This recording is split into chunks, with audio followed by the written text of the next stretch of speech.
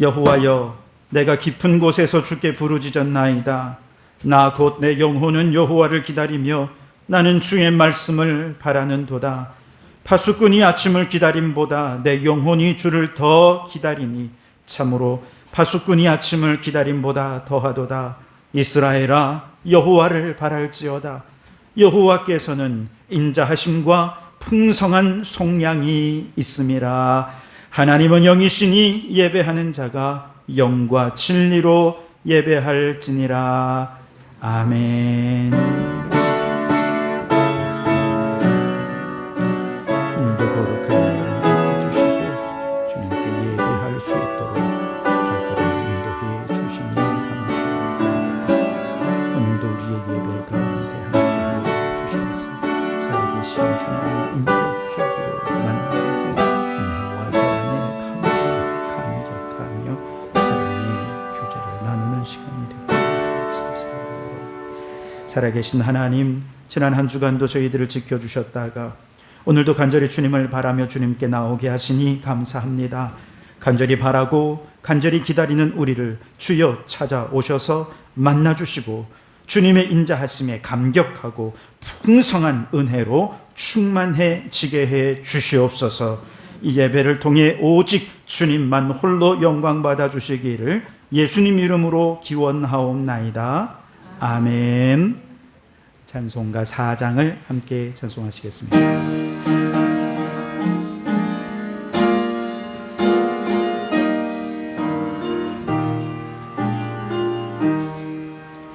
성부 성자와 성령 영원히 영광 받으옵소서.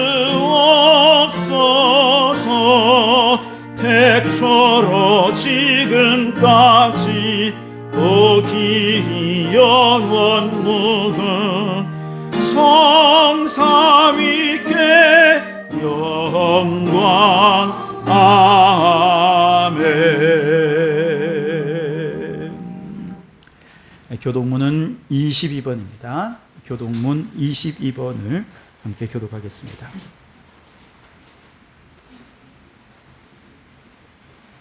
악을 행하는 자들 때문에 불평하지 말며 불의를 행하는 자들을 시기하지 말지어다.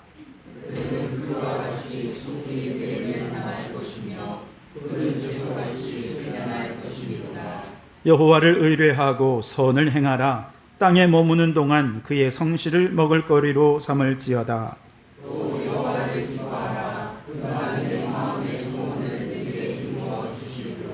내 길을 여호와께 맡기라. 그를 의지하면 그가 이루시고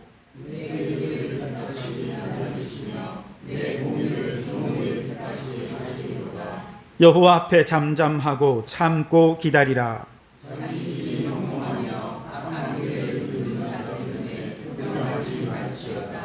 분을 그치고 노를 버리며 불평하지 말라. 오히려 악을 만들 뿐이라. 아멘. 지난 한 주간 우리의 죄를 고백하며 참회의 기도를 드리겠습니다. 지난 한 주간을 돌아보며 주님께 우리의 죄를 고백합니다. 돌아보니 주님은 우리에게 너무나도 많은 은혜와 사랑을 베푸셨지만 우리는 그 은혜를 너무 쉽게 잊고 살았음을 고백하오니 용서하여 주시옵소서. 주님께서 끊임없이 하나님 자녀답게 살라고 그렇게도 많은 말씀을 주셨음에도 우리는 그 말씀을 귀뚱으로도 듣지 않고 세상과 짝하며 그렇게 살아갔던 우리의 어리석음을 용서하여 주시옵소서. 이기적이고 탐욕적인 욕망으로 가득 찬 우리의 어리석은 인생을 불쌍히 여겨 주시옵소서. 인생의 시련 앞에 하나님 의지하지 못한 채 좌절 절망했던 믿음 없는 우리를 용서하여 주시옵소서. 여기 우리를 용서하신 주님의 용서의 말씀이 있습니다. 악인이 만일 그가 행한 모든 죄에서 돌이켜 떠나 내 모든 율례를 지키고 정의와 공의를 행하면 반드시 살고 죽지 아니할 것이라. 내가 그들의 악행을 사하고 다시는 그 죄를 기억하지 아니하리라. 여호와의 말씀이니라. 아멘. 나는 전능하신 아버지 하나님 천지의 창조주를 믿습니다. 나는 그의 유일하신 아들 우리 주 예수 그리스도를 믿습니다. 그는 성령으로 잉태되어 동정녀 마리아에게서 나시고 본디오 빌라도에게 고난을 받아 십자가에 못 박혀 죽으시고 장사된 지 사흘 만에 죽은 자 가운데서 다시 살아나셨으며 하늘에 오르시어 전능하신 아버지 하나님 우편에 앉아 계시다가 거기로부터 살아있는 자와 죽은 자를 심판하러 오십니다. 나는 성령을 믿으며 거룩한 공교회와 성도의 교제와 죄를 용서받는 것과 몸의 부활과 영생을 믿습니다. 아멘. 자리에 앉으시고 268장 찬송을 함께 찬송합니다.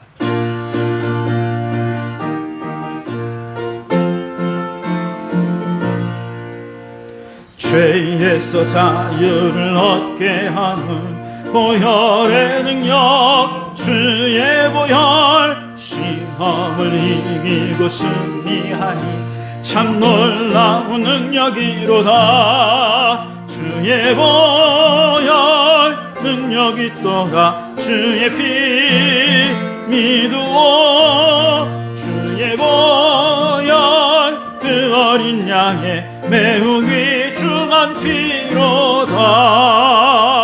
육체의 정욕을 이기림은 보혈의 능력, 주의 보혈 정결한 마음을 얻게 하니 놀라운 능력이로다. 주의 보혈 능력이 또다. 주의 피 믿으오. 주의 보혈 그 어린 양의 매우 귀중한 피로다. 눈보다 더 이게 맑히는 것 보혈의 능력, 주의 보혈 부정한 모든 것 맑히시니 참 놀라운 능력이로다. 주의 보혈 능력이 또다. 주의 피 믿으오. 주의 보혈 그 어린 양의 매우 귀중한 피로다. 구주의 복음을 전할 제목 보혈의 능력, 주의 보혈 날마다 나에게 찬송 주니 참 놀라운 능력이로다. 주의 보혈 능력이 또다. 주의 피 믿으오. 주의 보혈 그 어린 양의 매우 귀중한 피로다. 김호명 집사님 기도 인도해 주십니다.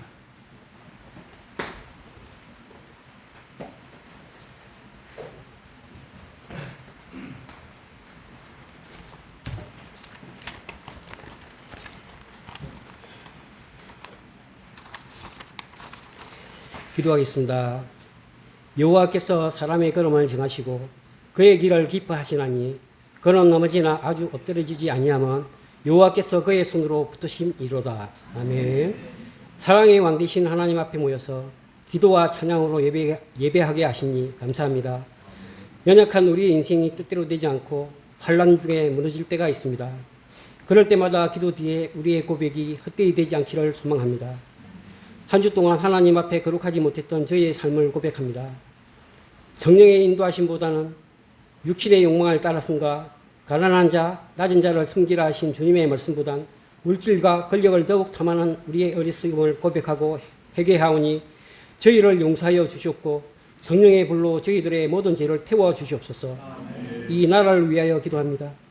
여름 장마에 무섭게 내리는 집중호우로 재산과 인명피해가 일어나고 있습니다.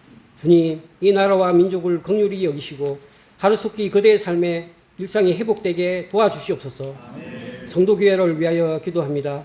우리 성도교회는 이런 교회가 되기를 소망합니다. 원망, 시기, 질투, 불평이 사라지게 하시고 오직 주님 주시는 믿음, 소망, 사랑으로 넘쳐나는 교회가 되도록 은혜를 베풀어 주시옵소서.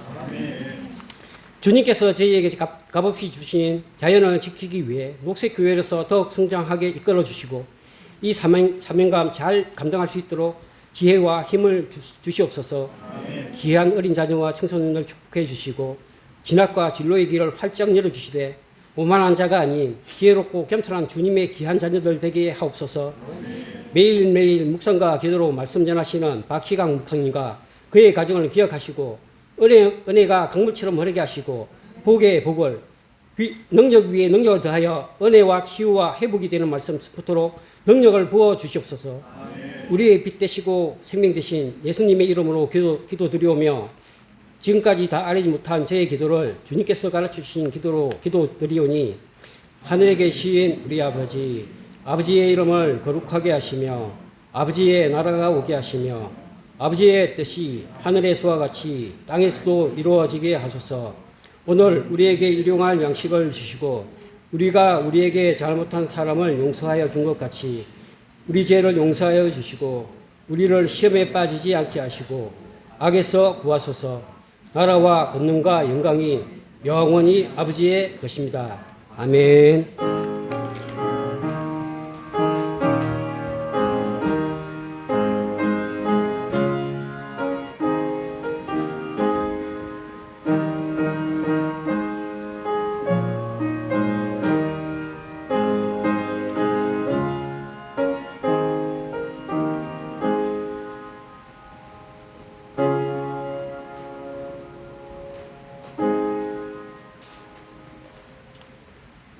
이 시간 우리에게 주시는 하나님 말씀은 신약 성경 갈라디아서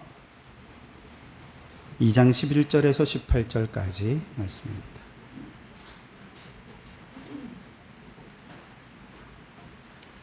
갈라디아서 2장 11절에서 18절까지 말씀입니다.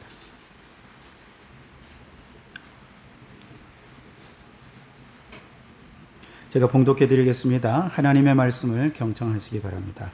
게바가 안디옥에 이르렀을 때에 책망받을 일이 있기로 내가 그를 대면하여 책망하였노라. 야고보에게서 온 어떤 이들이 이르기 전에 게바가 이방인과 함께 먹다가 그들이 오매 그가 할례자들을 두려워하여 떠나 물러가매 남은 유대인들도 그와 같이 외식함으로 바나바도 그들의 외식에 유혹되었느니라. 그러므로 나는 그들이 복음의 진리를 따라 바르게 행하지 아니함을 보고 모든 자 앞에서 게바에게 이르되 내가 유대인으로서 이방인을 따르고 유대인답게 살지 아니하면서 어찌하여 억지로 이방인을 유대인답게 살게 하려느냐 하였노라. 우리는 본래 유대인이요 이방 죄인이 아니로되 사람이 의롭게 되는 것은 율법의 행위로 말미암음이 아니요 오직 예수 그리스도를 믿음으로 말미암는 줄 알므로 우리도 그리스도 예수를 믿나니 이는 우리가 율법의 행위로서가 아니고 그리스도를 믿음으로써 의롭다함을 얻으려 함이라. 율법의 행위로서는 의롭다함을 얻을 육체가 없느니라. 만일 우리가 그리스도 안에서 의롭게 되려 하다가 죄인으로 드러나면 그리스도께서 죄를 짓게 하는 자냐? 결코 그럴 수 없느니라. 만일 내가 헐었던 것을 다시 세우면 내가 나를 범법한 자로 만드는 것이라. 아멘. 네, 오늘도 샬롬 중창단 찬양으로 하나님께 영광을 돌려드리겠습니다.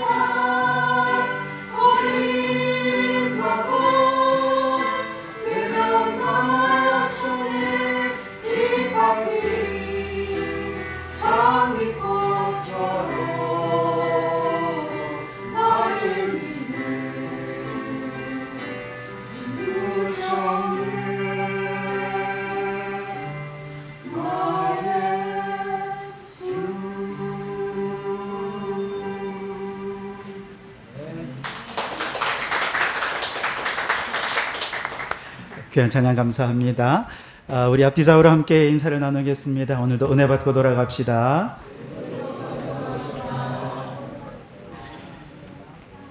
아파트에 계시는 분들은 잘 모르겠습니다만 주택에 사시는 분들은 지난 11일부터 그 의창구 또 성산구 여기에 환경공무직 노동자들이 임금 협상이 결렬이 되면서 쟁의 행위에 돌입을 했다고 합니다. 그래서 지금 이제 원래 목요일마다 다 수거해 가는데 지금 이제 수거해 가는 분들이 이분들이 아니고 자원순학과 공무원들이 직접 나서서 이걸 이제 수거해 가고 있다고 해요.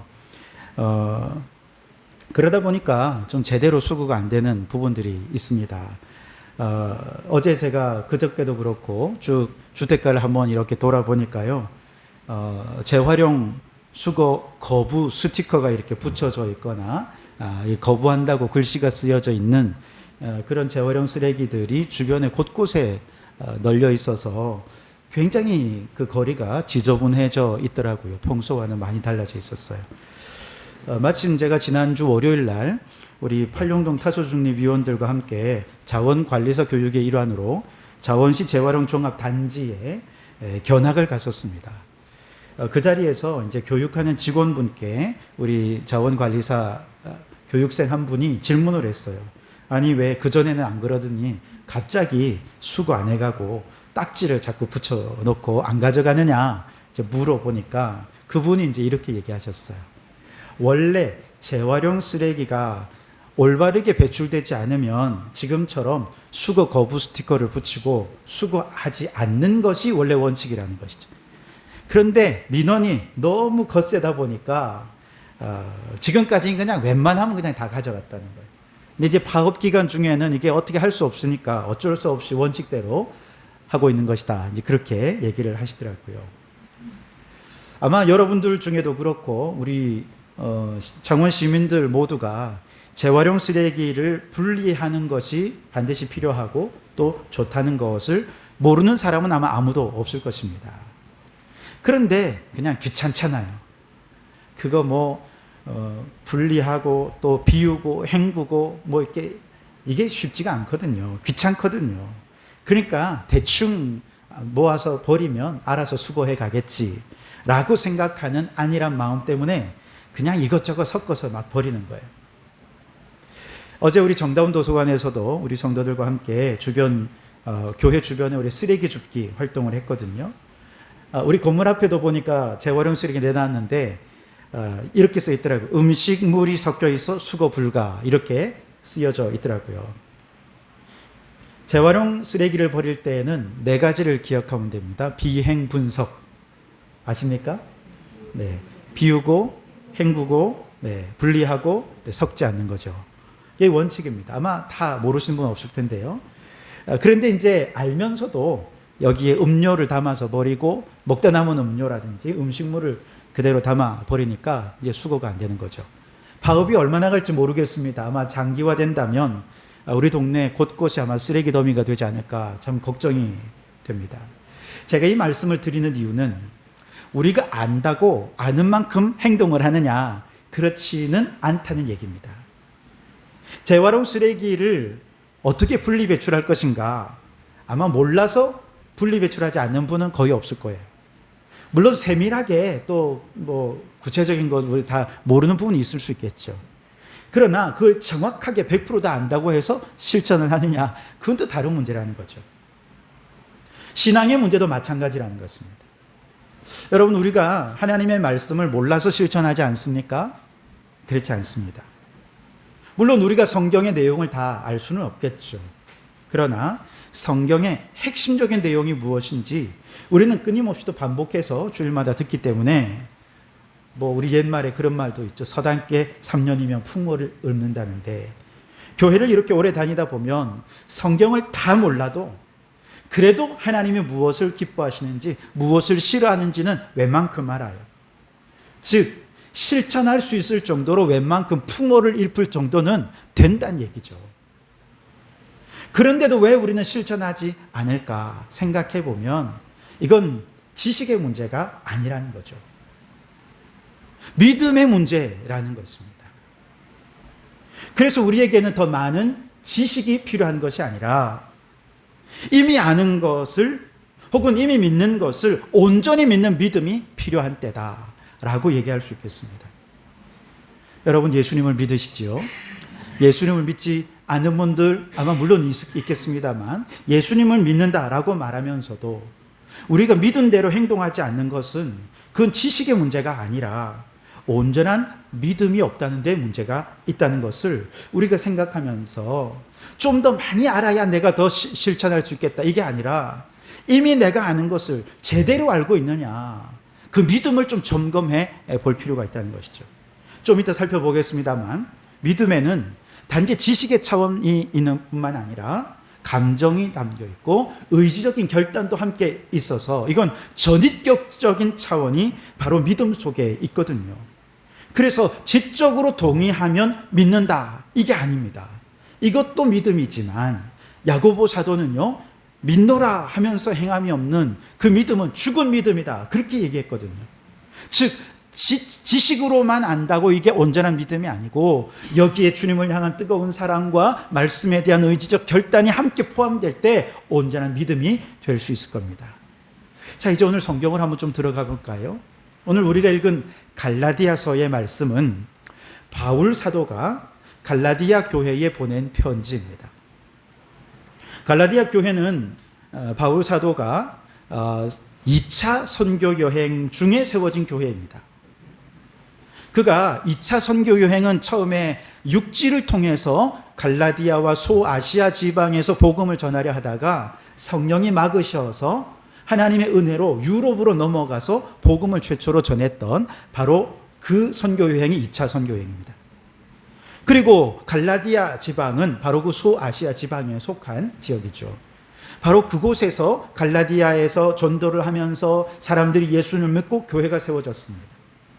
그런데 전도를 하다가 에베소쯤 왔을 때에 들려오는 소식이 갈라디아 교회 성도들이 이단에 빠졌답니다. 믿음이 흔들리고 있답니다. 이런 소식을 전해 들은 겁니다. 깜짝 놀라서 바울이 이에 대해서 편지를 썼는데 그게 갈라디아서라는 겁니다. 당시에 갈라디아 교회뿐만 아니라 초대교회 전반에 아주 강력한 이단 중에 하나는 율법주의 이단이었습니다. 이들은 믿음으로만 의롭다 함을 얻을 수 있는 것이 아니라 율법의 행위, 특별히 할례를 받아야 의롭게 될 수 있다라고 주장했습니다. 할례는 여러분 다 아시다시피 남자의 성기에 포피를 잘라서 하나님의 택한 백성이다라고 하는 징표를 남기는 의식이 아닙니까? 이 징표가 있어야 구원받은 선민이 되고 이 징표가 없으면 죄사함을 받을 수 없고 의로움을 받을 수도 없다라고 가르쳤던 것이죠. 근데 사실 이처럼 할례를 행한다는 것은 더 깊은 의미가 뭐냐 하면 이제 당신은 유대교인이 되었습니다 라고 하는 의미가 그 속에 담겨져 있습니다. 그러니까 할례를 행해야 된다는 얘기는, 율법을 따라야 된다는 얘기는 먼저 예수님을 믿으려면 유대인이 되고 유대교인이 되고 그 다음에 예수님을 믿을 수 있습니다, 이런 뜻이 되는 것이죠. 근데 사실 바울에게서 예수님의 복음을 들은 대부분의 이방 사람들은 유대교인이 된 데는 관심이 없잖아요. 그냥 예수님의 십자가와 부활이 나를 구원하셨다, 이게 너무 은혜롭고 감격스러워서 예수님을 믿고자 하는데 자꾸 그것 말고 유대교인이 먼저 돼야 돼, 할례를 행해야 돼, 그러니까 사람들이 이게 이해가 안 되는 거죠. 그런데 또 한편의 사람들은 그래, 믿음은 눈에 안 보이는 거니까 뭔가 믿음의 표시로서 이런 게 또 필요하겠지 생각을 하고 또 불려가는 사람들도 있었던 것 같습니다. 이건 마치 불교인이 되려면 불교의 원산지가 인도니까 먼저 힌두교인이 되어야 불교인이 될 수 있어 라고 말하는 것과 다를 바 없는 것이죠. 그래서 이 문제를 놓고 초대교회의 모든 사도들이 함께 한자리에 모였습니다. 예루살렘에 모여서 대대적으로 아주 큰 회의를 했는데 역사상 최초에 일어났던 공의회였습니다. 바로 이 자리에서 이 문제에 대해서 깊이 있는 신학적인 토론을 했고, 이 토론의 최종적인 결론이 뭐냐? 할례 안 받아도 된다. 그저 예수님을 믿기만 하면 죄사함 받고 의롭게 되어서 하나님의 자녀가 되었다라고 결정을 한 것이죠. 이것을 확정을 하고 이제 이대로 복음을 전하자라고 복음의 원칙을 함께 정했던 것이죠. 바로 이 결론을 내는데 결정적인 역할을 했던 사람이 누구냐? 바로 베드로 사도였습니다. 베드로 사도는 사도행전 10장 말씀에 보면 성령님의 인도하심을 따라 이방인 로마 백부장이었던 고넬료의 집에 말씀을 전하러 갔다가 성령이 마가다락방에 임하신 것처럼 이방인의 집에도 성령이 강력하게 임하신 것을 그가 직접 목격했습니다. 이 경험을 하면서 그렇구나. 할례가 필요 없고 믿기만 하니까 이곳에도 성령이 임하시고 이들도 의롭게 되어 하나님의 자녀가 되었구나 라고 하는 확고한 경험을 하게 된 것입니다. 예루살렘 공회의회에서 담대하게, 그래서 오직 믿음으로 라고 하는 이 복음을 신앙의 원리로 확정 지을 수 있게 되는 데는 바로 그의 이 경험이 아주 중요한 역할을 했던 것이죠. 자, 그러나 그 당시 대부분은 기독교인들은 누구였습니까? 유대인들이었습니다. 대부분이 유대인들이었기 때문에 공의회에서 결정이 나기는 했지만 아직까지 그래도 율법이 필요해. 그래도 할례는 좀 해야 돼. 이런 사람들이 대부분이었습니다. 그 중에 일부 소수의 사람들은 예루살렘 공의회 결정 인정할 수 없어 거부해버렸습니다. 부정했습니다. 그리고 사도들의 영향력을 벗어나서 자신들이 옳다고 믿는 바대로 율법의 행위는 반드시 필요해. 그래야 의롭다 인정할 수 있어 라고 가르치는 소수의 무리들이 있었던 것이죠. 자, 이런 이단 사상을 가진 사람들이 곳곳에서 이단을 퍼뜨리다가 어디까지 왔어요? 바울이 세운 갈라디아 교회들, 갈라디아 지방의 여러 교회들을 다니면서 성도들의 신앙을 막 뒤흔드는 것이죠. 그런데 너무 이상하게도 갈라디아 교회 성도들이 여기 너무 쉽게 빠져드는 것입니다. 너무 이상해서. 그래서 갈라디아 1장 6절에는 이렇게 얘기하는데요. 한번 좀 찾아볼까요? 갈라디아 1장 6절 말씀입니다. 같이 한번 읽어보겠습니다. 시작. 그리스도의 은혜로 너희를 부르신 이를 이같이 속히 떠나 다른 복음을 따르는 것을 내가 이상하게 여기노라. 너무 이상하다 이거예요. 어떻게 이럴 수가 있냐는 거죠. 그렇게 은혜로 구원받은 걸 감격적으로 받아들이고 교회가 세워지고 그렇게 했는데 어떻게 이렇게 빠르게 2차 선교 여행이 아직 끝나지도 않았어요. 그런데 벌써부터 이렇게 너무 쉽게 올바른 복음을 버리고 이단에 빠져버렸는지 너무나도 이상하다는 것이죠. 그러면서 1장 7절은 또 이렇게 얘기합니다. 같이 읽겠습니다. 시작. 다른 복음은 없나니 다만 어떤 사람들이 너희를 교란하여 그리스도의 복음을 변하게 하려 함이라. 다른 복음은 없다라고 아주 단호하고 분명하게 선을 그었습니다. 8절도 같이 읽어보겠습니다. 시작. 그러나 우리나 혹은 하늘로부터 온 천사라도 우리가 너희에게 전한 복음 외에 다른 복음을 전하면 저주를 받을지어다. 와, 저주까지 선포하면서 단호하게 지금 흔들리는 갈라디아 교회 성도들의 믿음을 붙잡아 주고 있는 것이죠. 자, 갈라디아 교회 성도들을 이렇게 혼내고 보니 조금 미안한 마음이 들었던 것 같아요. 그래서 좀 달래는 차원에서 한 가지 얘기를 해주는데, 초대교회 당시 가장 권위 있는 지도자였던 베드로도 믿음이 흔들린 적이 있어. 그래서 내가 그 베드로를 한번 혼내준 적이 있어 라고 하는 얘기를 들려주는데요. 갈라디아 교회 성도들은 막 혼나다가 뭐 베드로 사도도 혼났어? 그도 믿음이 흔들린 적이 있어? 이러면서 눈이 번쩍 귀가 번쩍 뜨이는 것이죠. 바로 그 사건의 전말이 오늘 우리가 읽은 2장 11절부터 쭉 나오는 내용입니다. 내용은 이렇습니다. 한 번은 베드로 사도가 이방인들로 이루어진 안디옥 교회를 방문해서 식사의 교제를 나누었습니다.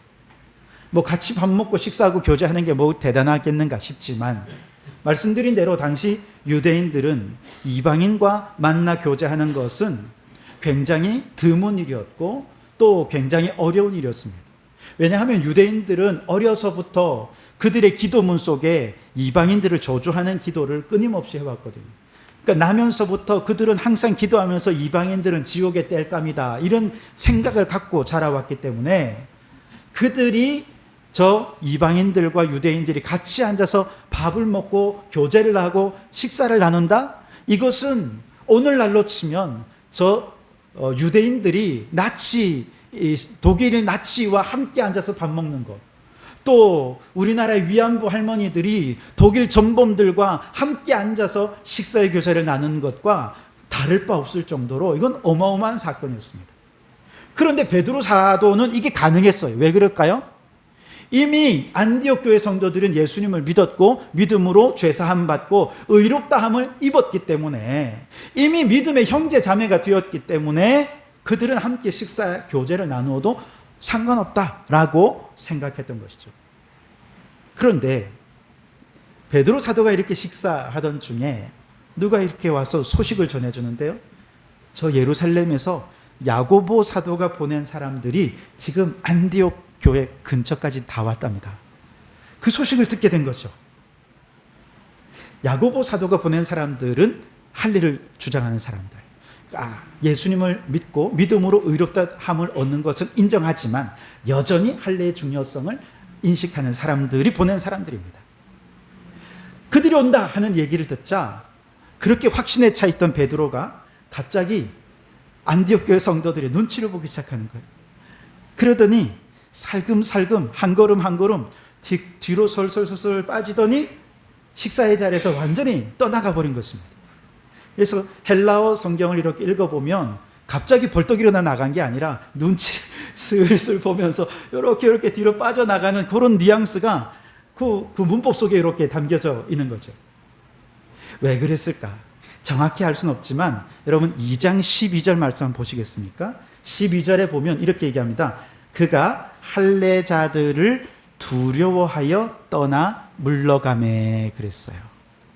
아마도 그들이 안디옥 교회에 오는 목적이, 그들이 가지고 오는 메시지 속에 이방인과 함께 교제하는 베드로, 그를 향한 적대감을 드러내는 메시지, 또 베드로를 향해 위협과 협박을 담은 메시지가 담겨져 있었다라고 하는 것을 아마 베드로가 알았던 것 같습니다. 그래서 베드로가 두려운 나머지 믿음대로 행하지 않고 안디옥 교회 성도들을 눈치 보다가 슬금슬금 떠나가 버린 것이죠.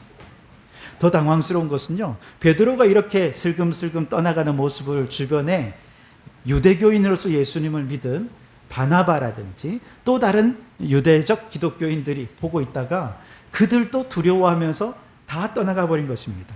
2장 13절을 같이 한번 읽어볼까요? 13절입니다. 시작. 남은 유대인들도 그와 같이 외식함으로 바나바도 그들의 외식에 유혹되었느니라. 바나바는 사실 바울과 같이 안디옥 교회를 처음에 세우는 데 일조했던 사람입니다. 그도 미혹이 되어버렸어요. 초대교회 리더인 베드로 사도가 이 모양이니 다른 사람들은 두말할 나위가 없다는 얘기죠. 바로 이 사건이 바울에게는 매우 충격적인 사건으로 기억이 되었던 것 같습니다. 왜냐하면 베드로가 유대인들의 비난을 두려워하면서 자신이 믿는 바대로 행동하지 않고 믿음과 전혀 다른 행동을 했기 때문에 그렇습니다. 믿으면, 진정한 믿음, 온전한 믿음이라면 믿음대로 행동해야 하지 않겠습니까? 그런데 믿음 따로 행동 따로가 되면서 바울이 이런 건 이해가 안 되는 것입니다. 만일 베드로가 안디옥 교회 성도들이 믿음으로 의롭게 되었다는 사실을 확신했다면 도망갈 이유가 전혀 없었죠. 그런데 베드로는 입으로는 믿는다라고 말하면서 행동은 안디옥 교회 성도들을 할례받지 않은 이방인 취급을 해버린 것이죠.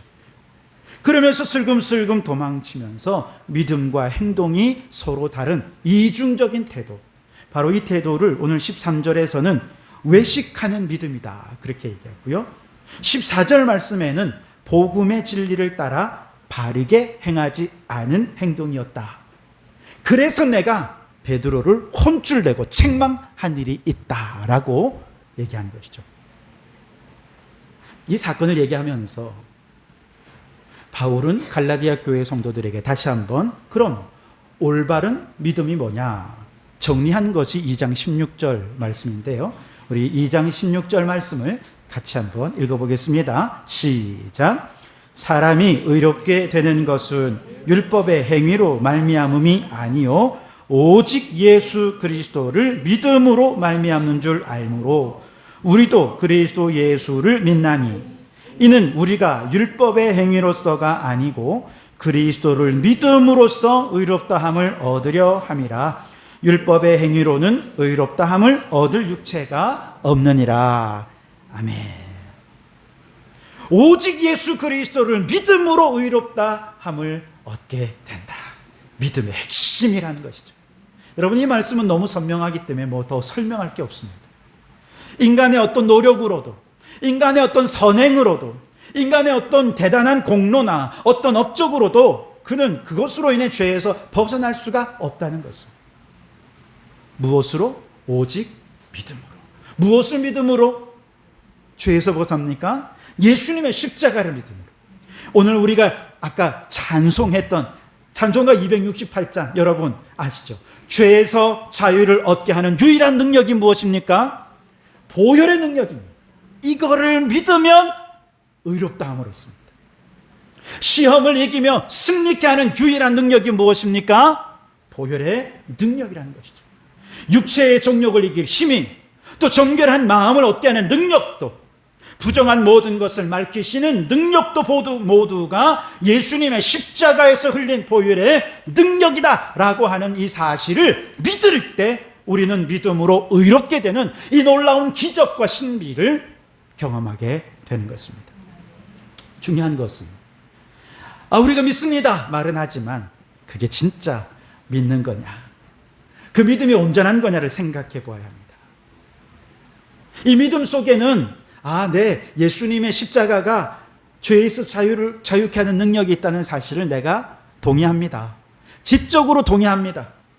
그 십자가의 능력이 시험을 이기고 승리케 하는 능력이 됨을 저는 지적으로 동의합니다. 이게 믿음이 아니라는 것이죠.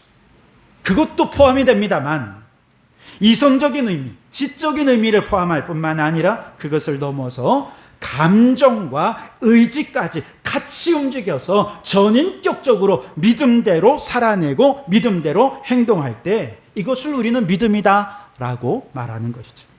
그래서 여러분, 믿음 속에는 지적인 동의, 감정적인 사랑, 의지적 결단과 순종, 이 모두가 그 속에 포함이 되어 있다는 것이죠. 그래서 여러분, 예수님의 십자가 보혈의 능력이 우리를 의롭게 했다는 사실을 지적으로 알고 믿었다면 그 다음에 그는 어떻게 해야 되느냐? 십자가에 내어주시기까지 그 아들을 십자가에 내어주신 그 하나님 아버지의 그 위대한 사랑, 그 사랑을 깨닫고 감격하는 마음이 있어야죠.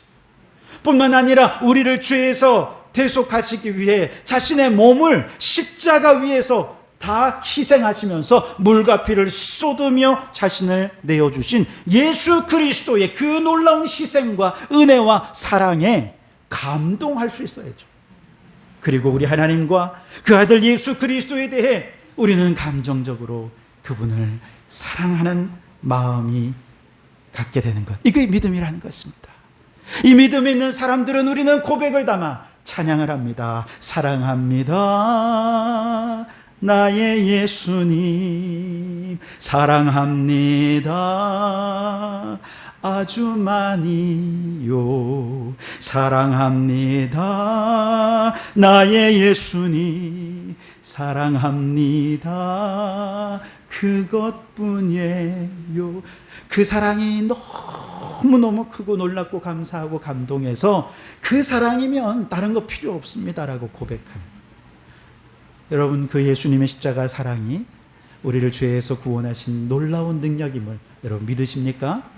그렇다면 여러분 예수님을 사랑하지 않을 수가 없습니다. 여러분 예수님 사랑하십니까? 예수님은 정말 사랑하십니까? 하나님 아버지를 너무너무 사랑하십니까? 그 사랑이 여러분의 고백이 되고 여러분의 삶이 되어질 수 있기를, 그래서 주님과 끊임없이 사랑의 인격적인 교제가 이어질 수 있게 되기를 주님의 이름으로 축원합니다. 그런데 거기까지만도 온전한 믿음이라고 할 수 없어요. 사랑한다고 고백했다면, 이제 보혈의 능력을 믿었다면, 나를 사랑하시고 나를 위해 모든 것을 내어주신 그분이 우리에게 명령하시는 그 명령에 아멘, 의지적으로 순종하는 이 순종이 있어야 한다는 것이죠. 예수님께서 이미 우리를 위하여 십자가에서 죽으셨어요. 모든 것을 내어주셨어요. 우리를 그렇게 사랑하시는 그분이 우리에게 말씀하십니다. 자신을 부인하고 자기 십자가를 지고 나를 따라야 참 제자라 말할 수 있을 거야. 그럴 때 믿음의 사람들은요, 하나님 나 이것도 해야 되고 저것도 해야 되고 세상에 할 일이 너무 많은데 좀 이따가 예수님 따르면 안 될까요? 이런 핑계 안 된다는 거죠. 아멘 하며 의지적으로 순종하고 행동한다는 것입니다. 이건 뭐 두 번, 세 번 재는 게 없어요. 그냥 말씀하시면 아멘, 순종이 되는 거죠. 주님께서 내 원수까지도 사랑해야지 라고 말씀하시면, 그렇지, 나 같은 죄인도 사랑하신 예수님이 원수까지 사랑하라 하시니 나도 그래야지. 몸이 먼저 반응하는 것입니다. 이게 믿음이라는 것이죠.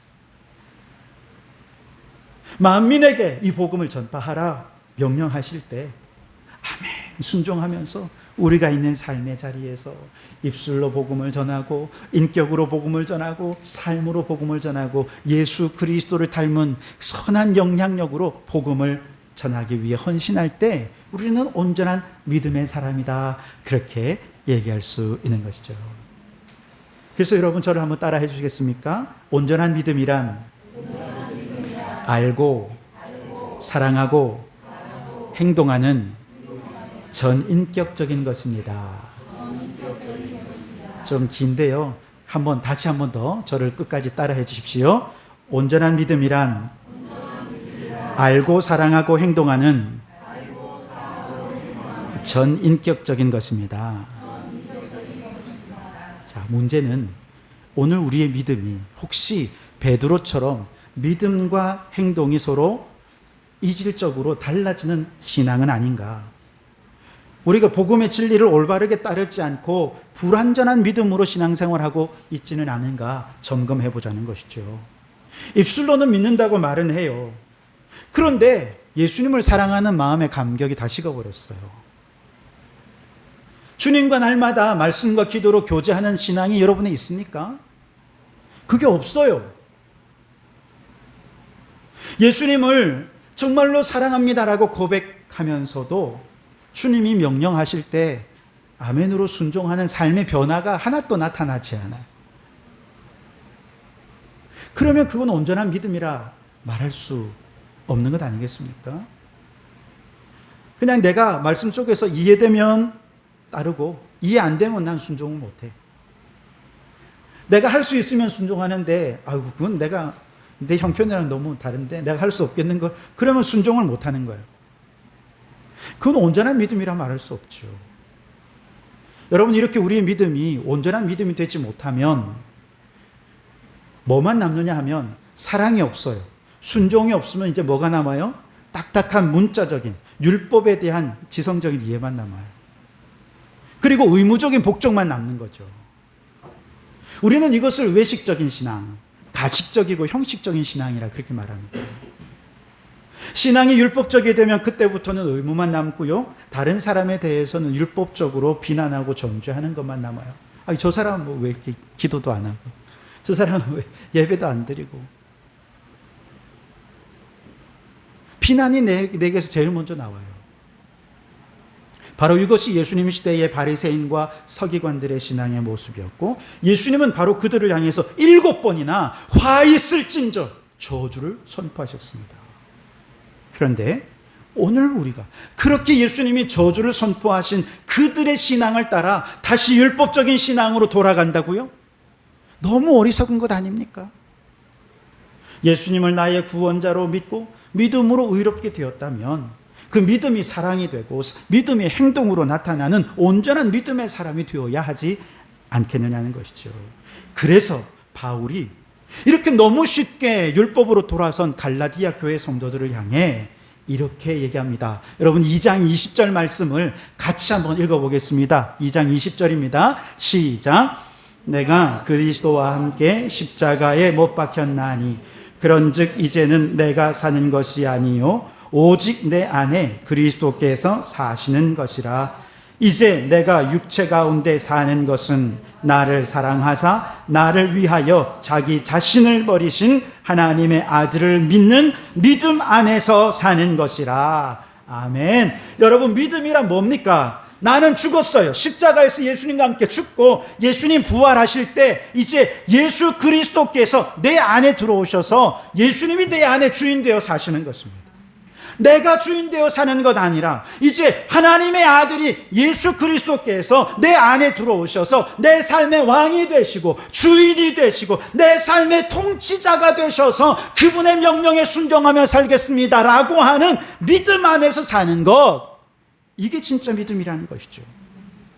내 안에 임재하신 예수님, 그분이 내 안에 오셔서 나의 지성, 나의 감성, 나의 의지까지 전인격적으로 그분이 나를 통치하셔서 내가 아는 것과 사랑하는 것과 행하는 것이 일치된 믿음으로 살아갈 수 있도록 해주시는, 이것이 믿음 안에서 사는 길이라는 것이죠. 여러분 예수님을 믿으십니까? 믿음으로 의롭다 하심을 받았다는 사실을 또한 확신하십니까? 그렇다면 이제 예수님이 내 삶의 주인 되셔서 그 믿음이 주님을 향한 사랑으로 표현되시기 바랍니다. 믿음이 순종과 행동으로 나타나실 수 있길 바랍니다. 그렇게 온전한 믿음의 사람으로 살아서 오직 믿음으로 승리하는 믿음의 승리자들이 되시기를 주님의 이름으로 축원합니다. 기도하겠습니다. 하나님, 율법의 행위가 아니라 오직 믿음으로 의롭게 됨을 깨닫게 하시니 감사합니다. 이제 오직 믿음으로 살아가는 저희들이 되게 하옵소서. 내 안에 예수님 어서 오셔서 우리의 삶의 주인 되셔서 우리의 지식과 감정과 의지 모두를 다스리심으로 하나님의 아들을 믿는 믿음으로 살며 사랑하며 행동하는 저희들이 되게 해 주시옵소서. 예수님 이름으로 기도드립니다. 아멘. 오직 믿음으로 찬양하며 준비한 예물을 드리시겠습니다.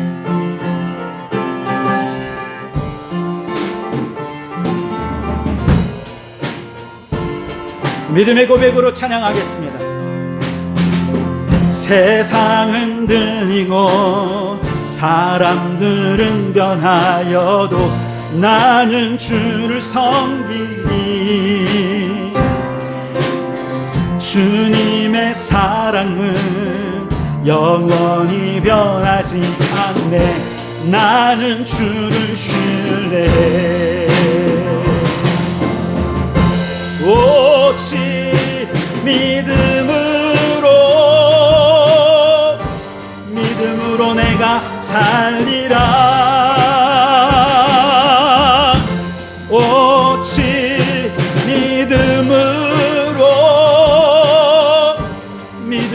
내가 살리라. 나 믿음 흔들리고 사람들 주를 떠나도 나는 주를 섬기리. 주님의 나라는 영원히 쇠하지 않네. 나는 주를 신뢰해. 오직 믿음으로 내가 살리라.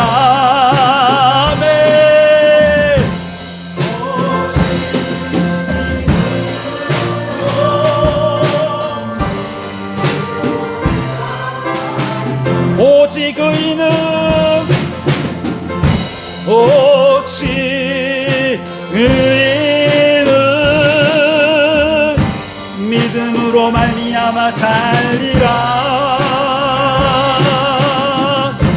오직 의인은 믿음으로 말미암아 살리라. 우리를 사랑하시고 복 주시기 원하시는 하나님, 그 하나님의 사랑에 의지하며 우리 성도들의 삶을 주님께 맡겨 드리오니 한량없는 복을 내려 주옵소서.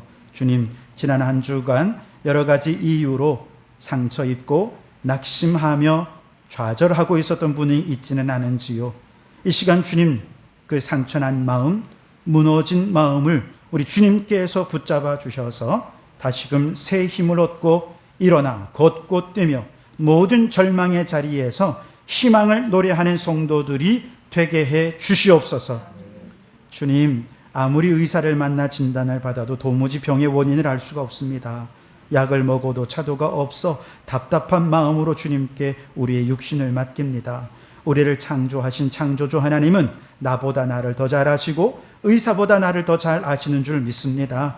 이 시간 주님의 진단과 치료가 성령으로 나타나서 우리의 육신뿐만 아니라 영과 혼까지 모두 고쳐주셔서 온 몸과 영혼이 다 치유받고 온전케 되는 역사가 일어나게 하여 주시옵소서. 주님, 내 몸으로 나온 우리의 자녀들이 나의 소유가 아니라 하나님의 소유임을 인정하고 우리의 자녀들을 주님께 맡겨드립니다. 인생을 살며 인생의 단계마다 감당해야 할 여러 과제들을 잘 감당하게 해주셔서 육체도 건강하게 무럭무럭 자라게 도와주시고 진학과 취업과 결혼과 출산 등 모든 일에 순적함을 허락하여 주시옵소서. 행하는 모든 일들마다 요셉처럼 하나님의 영에 감동된 지혜로운 자로 인정받게 해주셔서 하나님과 사람들로부터 사랑받고 인정받고 칭찬받는 자녀들이 되게 해 주시옵소서. 방학을 맞은 학생들이 이번 방학을 믿음과 실력을 동시에 향상시키는 기회로 삼게 해 주옵소서. 오늘도 빈손으로 나오지 않고 준비된 예물을 주님께 바치게 해 주시니 감사합니다. 모든 물질의 주인이 하나님이심을 고백하며 주님께 돌려드리오니 주님의 뜻대로 사용하셔서 물질이 쓰이는 곳마다 하나님의 나라가 세워지고 하나님의 영광이 온 땅에 나타나게 하여 주시옵소서. 물질을 바치는 성도들의 삶에는 이 땅에서 땅의 기름짐으로 채워주시고 내세에서는 영생의 복과 상급으로 채워주시옵소서. 예수님 이름으로 축복하며 기도하옵나이다. 아멘. 할렐루야. 우리 주님의 은혜와 평강이 여러분과 여러분의 가정과 하시는 모든 일들 위해 항상 함께 하시기를 주님의 이름으로 축원합니다. 우리 앞뒤 좌우로 함께 5사람 이상 인사 나눕시다. 오직 믿음으로 살아갑시다.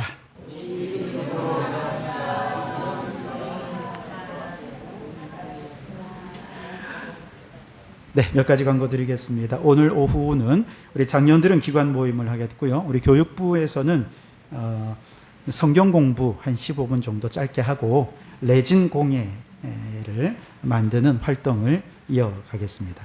다음 주는 오후에 소그룹 모임이 있고 장년들은 우리 학생들은 역시 성경 공부와 함께 보드게임을 그 성경 공부와 관련된 보드게임입니다.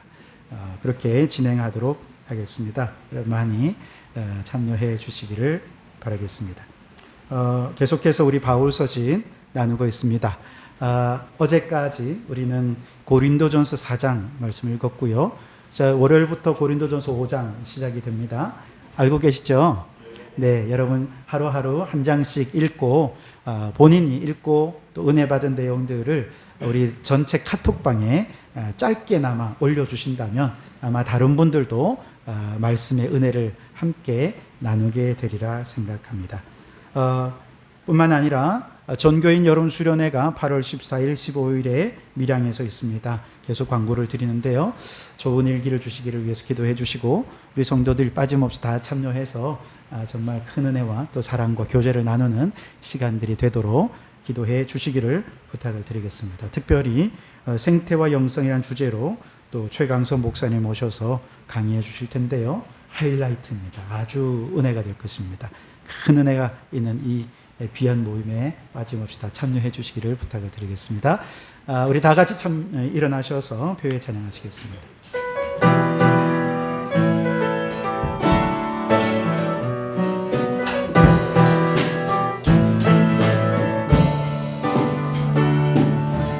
땅 위에 하나님의 교회 부르심을 따라 일어나 거칠은 광야 외치는 소리로 거듭거듭 피어나라. 성령이여 이 세대를 향해 주의 진리를 선포케 하소서. 십자가에서 죽으신 그 사랑 우리 사랑 되게 하소서. 마치 눈들아 열릴지어다. 모든 세대여 일어나라. 주 예수께 무릎 꿇고 경배드리세. 죽음 이기신 평화의 왕 성령이여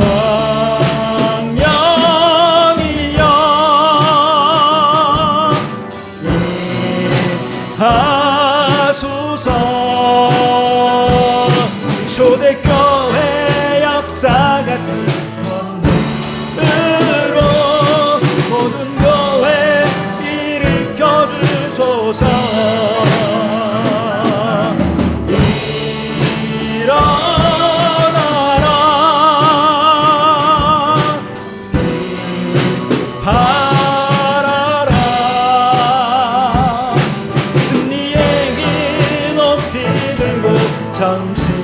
전진하라. 주님 오실 길 예비하라.